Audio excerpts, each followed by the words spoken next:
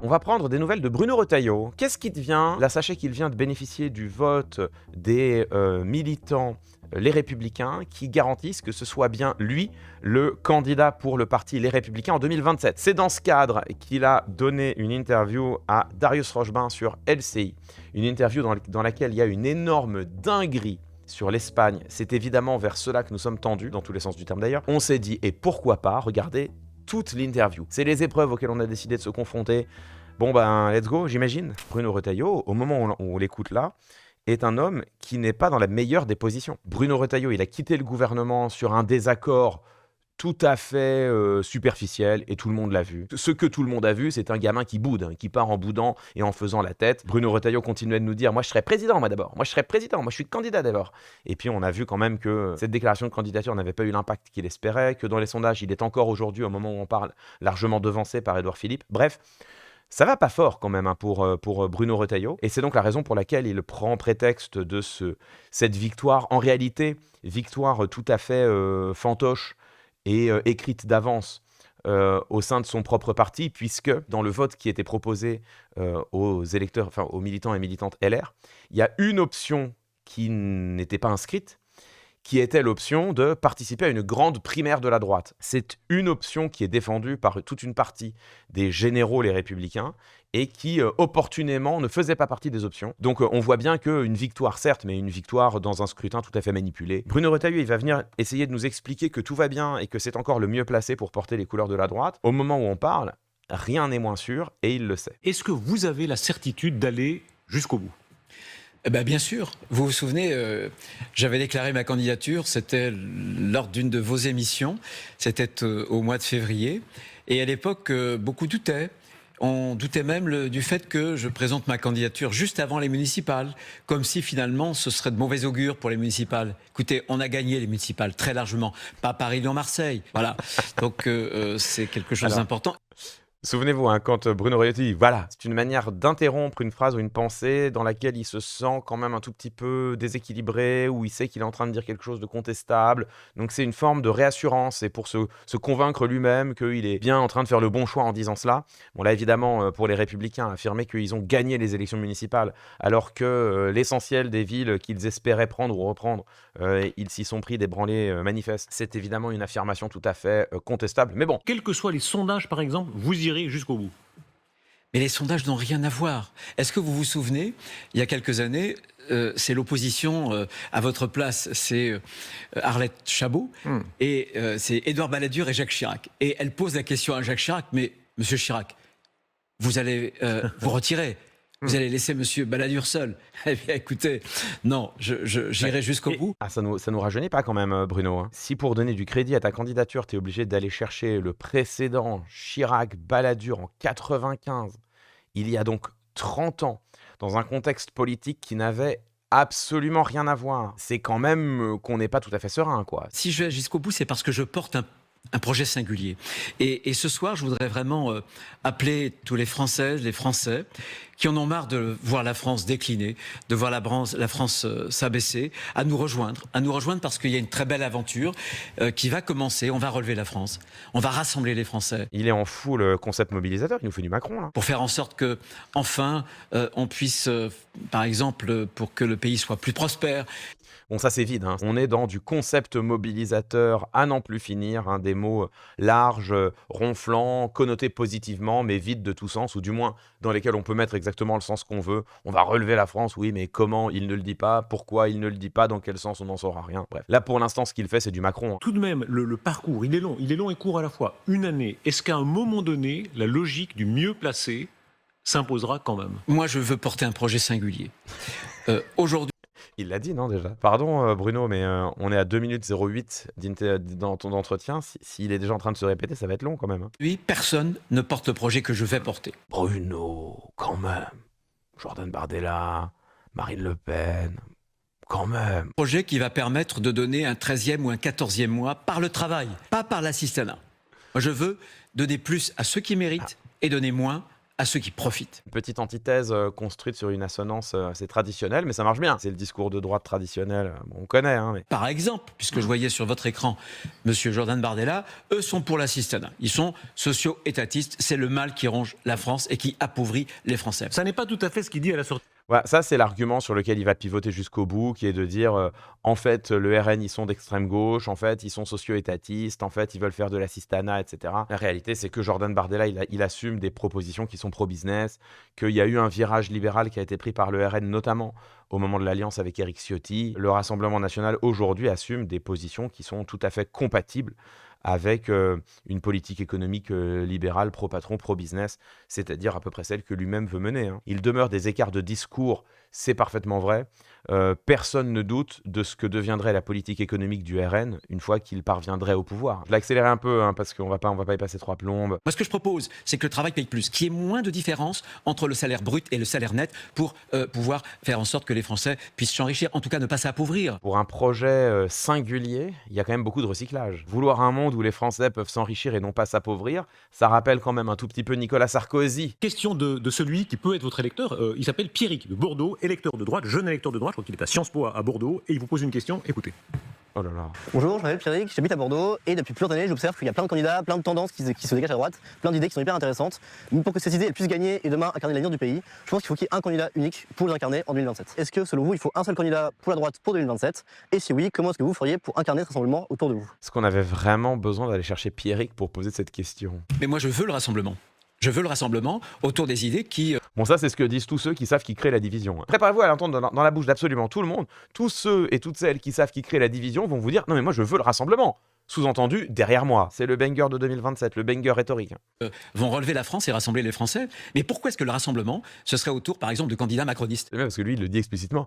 Moi, je veux le rassemblement, mais pourquoi le rassemblement, ce serait pas autour de moi et autour des autres ? Je suis légitime. En moins d'1 an, les adhérents LR m'ont élu pour la 2e fois. Ce que tu as besoin de dire, c'est ce qui ne va pas de soi. Hein. Quand tu as besoin de préciser « je suis légitime », c'est quand même que les choses sont pas forcément si bien engagées que cela, hein, bien sûr. Moi, je veux rassembler. Oui, mais pourquoi est-ce qu'on irait rassembler au centre ? Les ravages de l'ego sur votre crédibilité. Hein. Moi, je veux rassembler, mais pourquoi j'irais rassembler au centre ? Bah peut-être parce que tu as gouverné avec eux, triple patate. Enfin, non, ça connecte pas, tu vois. Là, les neurones, peut-être parce que tu as été pendant 1 an dans le même gouvernement et que du coup, à un moment donné, vous avez la même politique, vous gouvernez ensemble, vous dites la même chose, vous êtes désormais tout aussi racistes et islamophobes les uns que les autres. Peut-être que du coup, vous pouvez vous rassembler, non ? Après, moi, je dis ça, moi, je dis rien. La vérité, c'est quoi ? La vérité, c'est qu'on ne rétablira l'autorité grâce à plus d'effectifs de gendarmes, de policiers. On construira des prisons, des centres de rétention.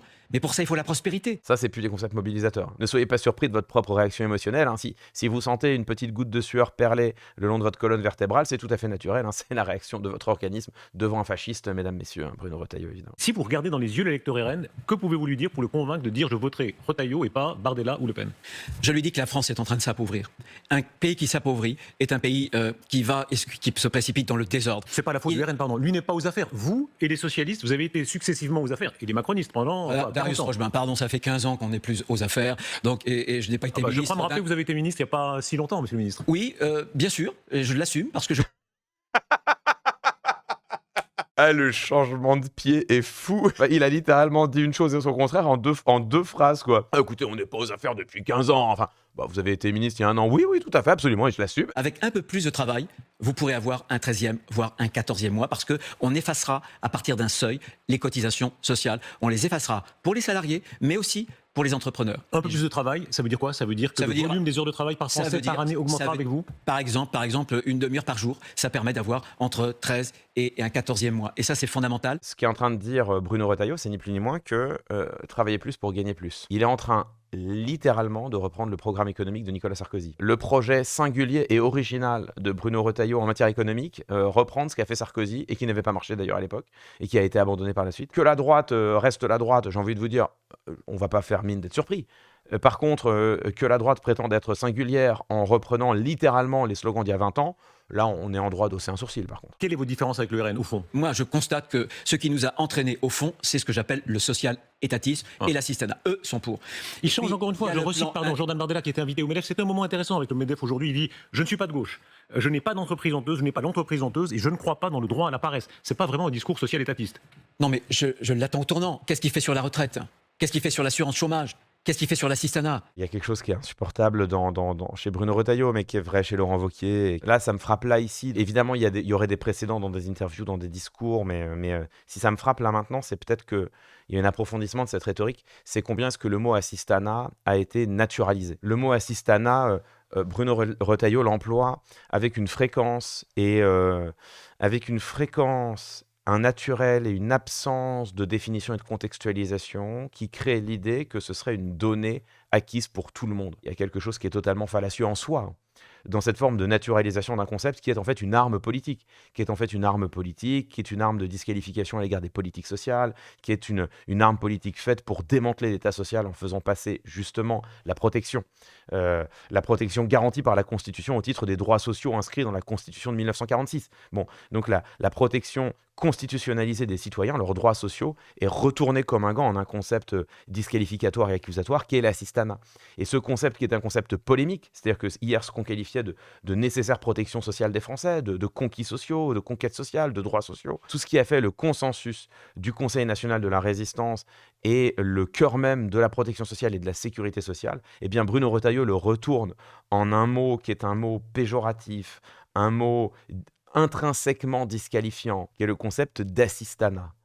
Et ça n'est évidemment pas nouveau, hein. On se souvient de Laurent Wauquiez qui fustigeait le cancer de l'assistanat, mais pendant longtemps, le mot était employé justement d'une manière polémique, justement comme une arme politique. Quand tu écoutes parler Bruno Retailleau, alors c'est des choses subtiles, c'est la fréquence du terme, c'est la manière qu'il a d'insérer le concept d'assistanat dans des énumérations au sein d'autres concepts qui, eux, sont des concepts beaucoup plus ordinaires.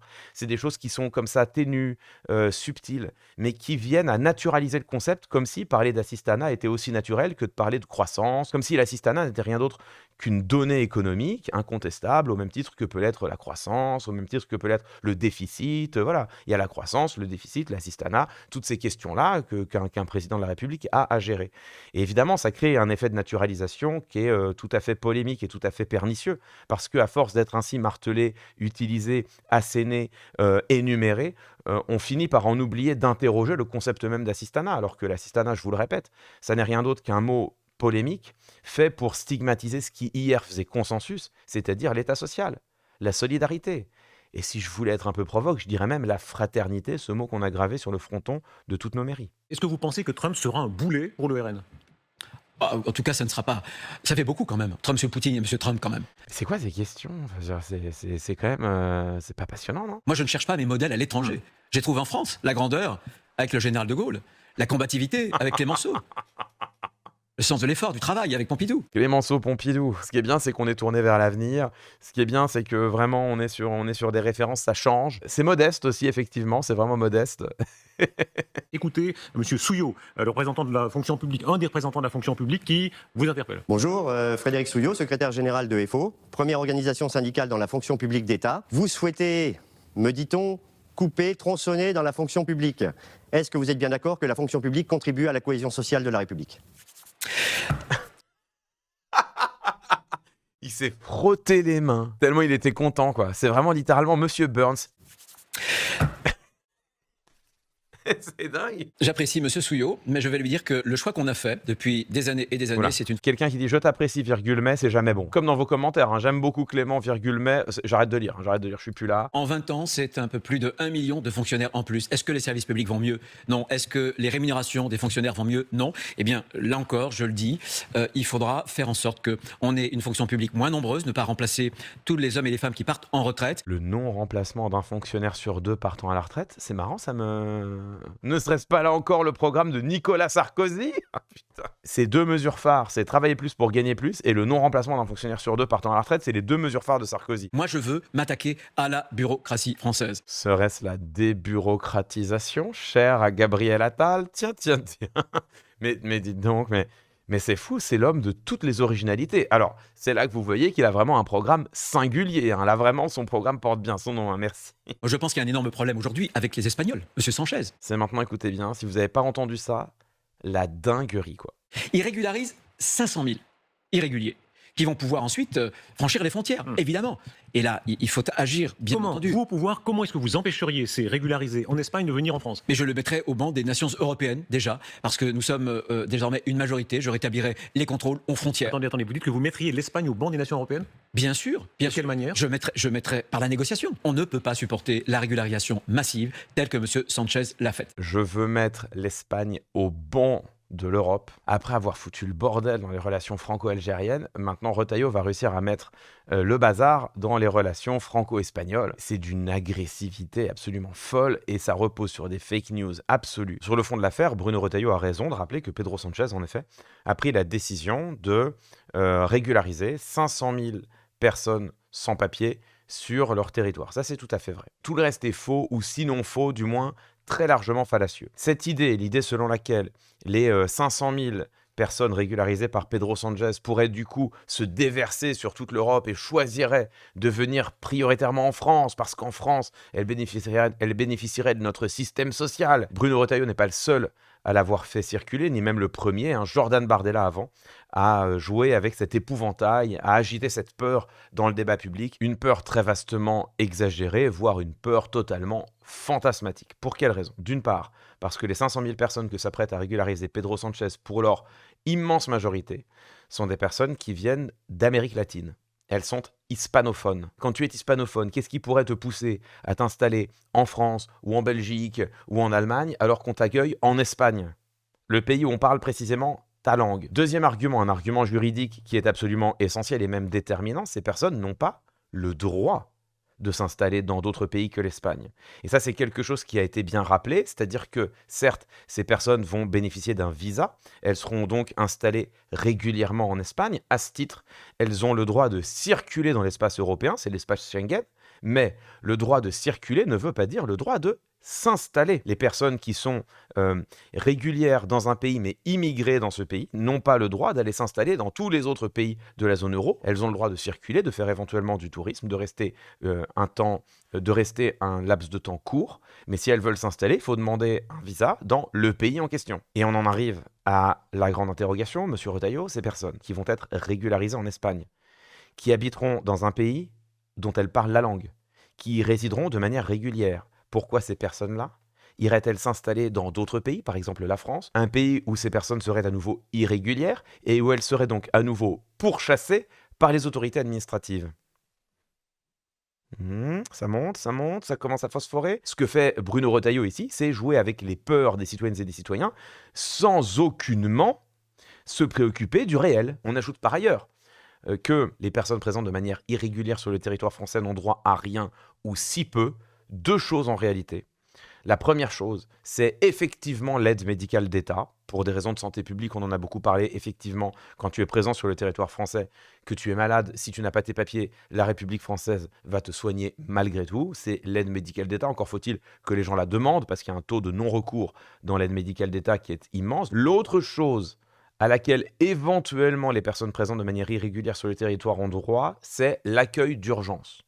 L'accueil d'urgence, c'est-à-dire ces personnes ont le droit de décrocher leur téléphone et d'appeler le 115 pour demander à être hébergées en urgence dans la nuit. Sachant qu'en réalité, il n'y a déjà pas assez de places d'hébergement d'urgence en France et qu'en réalité, ces personnes-là, souvent, sont celles que l'on retrouve encore dans la rue. Voilà les deux seules choses, rien d'autre. Bruno Retailleau, mais comme Jordan Bardella avant lui, est en train de jouer avec les peurs, d'agiter tous les fantasmes et de susciter la terreur des citoyennes et des citoyens pour leur proposer leur solution immigrophobes à eux, alors que la situation qu'ils décrivent n'existe pas. Bon, la deuxième chose, c'est évidemment cette phrase de Bruno Retailleau, je mettrai l'Espagne au banc. L'Espagne qui est un des principaux partenaires de la République française aujourd'hui, notamment un des principaux partenaires commerciaux de la République française aujourd'hui. L'Espagne qui fait partie de la zone euro, de l'Union européenne, qui est un pays proche, un pays ami, un pays dont les liens avec la République française sont des liens très anciens, des liens très intriqués, sont aussi des liens d'immigration. Combien de personnes espagnoles ont émigré en France pendant la guerre d'Espagne? Ils sont restés, ils ont fait les enfants, ils ont fait leurs enfants. Enfin, je veux dire, les liens entre la France et l'Espagne sont des liens qui sont très intriqués. Combien de Français qui vivent aujourd'hui en Espagne et à contrario d'Espagnols qui vivent aujourd'hui en France? Enfin, je veux dire, ce sont des pays dont l'histoire aujourd'hui est une histoire mêlée. Et tant mieux, pour des raisons totalement fantasmatiques, totalement fausses, frauduleuses, fallacieuses, enfin, on vient de l'expliquer. Bruno Retailleau se permet de produire des menaces qui sont des menaces très importantes, qui sont des menaces qui pourraient, s'il devenait président de la République, valoir non pas rupture des relations diplomatiques, mais grande crise, grande tension jusqu'au sein de l'Union européenne. Je les mettrais au banc. Tout ça parce que Pedro Sanchez mène une politique de gauche, certes, socialiste, oui, radicale. Certains peuvent le prétendre. Bon, c'est pas non plus Podemos, hein, Pedro Sanchez. Il mène juste une politique de gauche. Vous voyez que maintenant, aux yeux de Bruno Retailleau, mener simplement une politique de gauche, c'est devenir un homme infréquentable, un homme qu'il faut mettre au banc, quitte à créer une crise au sein de l'Union européenne. Rassurons-nous, il met rien du tout sous tension. Bruno Retailleau parle, qui s'en fout, probablement les Espagnols, mais néanmoins, la responsabilité qu'il prend reste importante. La tension qu'il crée existe malgré tout. On imagine les dégâts que créerait cet homme en France et autour s'il parvenait au pouvoir. Un mot sur la politique de Pedro Sanchez, parce que c'est intéressant. Moi, je suis totalement pour, évidemment, les politiques de régularisation massive. C'est vrai en Espagne, c'est vrai en France. Des centaines de milliers de personnes qui n'ont pas leurs papiers, qui aujourd'hui travaillent, payent leurs impôts souvent, et qui continuent de vivre dans la peur d'être expulsés du territoire. C'est évidemment quelque chose qui est absolument terrible, et je pense que la décision du chef d'État espagnol va bien sûr dans le sens de l'histoire. Attention quand même, quand il s'agit des régularisations, à ne pas trop se centrer sur la question du travail. Parce que cet argument-là, on rappelle que c'est un argument non seulement de droite, mais c'est même un argument employé surtout par le patronat. Il y a ce papier qui a été publié dans l'IB aujourd'hui même, régularisation des salariés sans papier défendus par des patrons, ouvrez les guillemets, voir un excellent ouvrier expulsé, c'est du gâchis pour tous. Ce papier, il est relativement long, donc on va pas le lire en entier, mais il est centré sur une étude publiée par France Travail hier, mardi 21 avril, une étude qui montre qu'en France, il reste d'immenses besoin d'emploi dans de très nombreux secteurs sous tension. Et ces besoins d'emploi, les patrons de ces secteurs sous tension, notamment la restauration, notamment le BTP, notamment les services aux personnes, les patrons, les chefs d'entreprise de ces secteurs sous tension ne cessent de dire qu'il faudrait en France accueillir davantage d'immigrés et les régulariser pour pouvoir occuper ces emplois pour lesquels ils ne parviennent pas à trouver des travailleurs et des travailleuses à recruter. Il faut prendre garde à cette vision instrumentale qui fait de l'immigration une seule ressource, qui fait fonder la seule légitimité des immigrés à être présents sur notre territoire parce qu'ils viennent remplir un rôle que nous ne pourrions pas remplir nous. C'est littéralement la perspective que nous avons eue pendant des décennies et des décennies et qui a mené à ce que nous connaissons aujourd'hui, c'est-à-dire des personnes qui sont installées sur le territoire et qu'on a orientées vers des vastes bars HLM, des vastes quartiers dans lesquels l'État s'est désinvesti. Et ça, c'est la conséquence d'une immigration conçue uniquement comme une immigration de travail. Venez, installez-vous ici, c'est des cités dortoirs, de toute façon on s'en fout de vous, tout ce qui compte c'est que vous travaillez à l'usine, il y a du boulot, ce boulot il est utile pour la France, allez-y. Et puis derrière, comment ces personnes-là sont récompensées? Là, moi, il y a une perspective vis-à-vis de l'immigration que je trouve excessivement hypocrite en réalité. Je précise que Bruno Retailleau, quand il parle de l'immigration, il sait hélas de quoi il parle et les conséquences de sa politique. Malheureusement, on commence déjà à les voir aujourd'hui. Quand il était ministre de l'Intérieur, à ce titre, il a émis une circulaire Retailleau qui est venue remplacer la circulaire Valls qui faisait jusqu'alors autorité dans les directives données aux préfets en ce qui concerne les différentes régularisations. Ce qu'a fait Retailleau, c'est déjà d'une part qu'il a compliqué l'obtention d'un titre de séjour et encore plus d'un titre de long séjour en France. Il a compliqué l'obtention de papiers, il a compliqué la régularisation, y compris pour des travailleurs et des travailleuses qui sont déjà en train de travailler, qui travaillent dans des métiers en tension. Bruno Retailleau a compliqué tout cela et ce qu'a fait Bruno Retailleau par ailleurs, et ça c'est peut-être le point majeur de sa circulaire, c'est qu'il a incité les préfets à délivrer de moins en moins de titres long séjour et de plus en plus des titres courts sur 6 mois ou 1 an. Et ça crée une situation qui est absolument désastreuse puisque évidemment toutes les préfectures sont engorgées. La difficulté est devenue encore plus grande de parvenir à faire renouveler son titre de séjour, y compris quand on a eu son premier titre de séjour de manière totalement régulière, qu'on est un immigré légal, que l'on a un emploi, que l'on est là pour toutes les bonnes raisons auxquelles souscrirait peut-être même Bruno Retailleau lui-même. Eh bien, c'est devenu beaucoup plus compliqué aujourd'hui de parvenir à faire renouveler son titre de séjour. Et qu'est-ce que ça crée? Ça crée comme conséquence que dans l'intervalle, ces personnes-là se retrouvent du jour au lendemain irrégulières. Et du jour au lendemain, ces personnes, si elles sont contrôlées dans la rue par un agent de police, peuvent se voir délivrer une OQTF, une obligation de quitter le territoire français. Et si ces personnes, une fois s'être vues délivrer une OQTF de manière totalement illégitime, alors que, on le répète, elles sont immigrées régulières. Elles vont voir leur titre de séjour renouvelé. Simplement, c'est l'État français qui a du retard. C'est la préfecture qui est engorgée. Ça n'est pas de leur faute. C'est de la faute de qui? De Bruno Retailleau. Eh bien, ces personnes-là, si elles sont contrôlées une fois, elles se voient notifier une OQTF.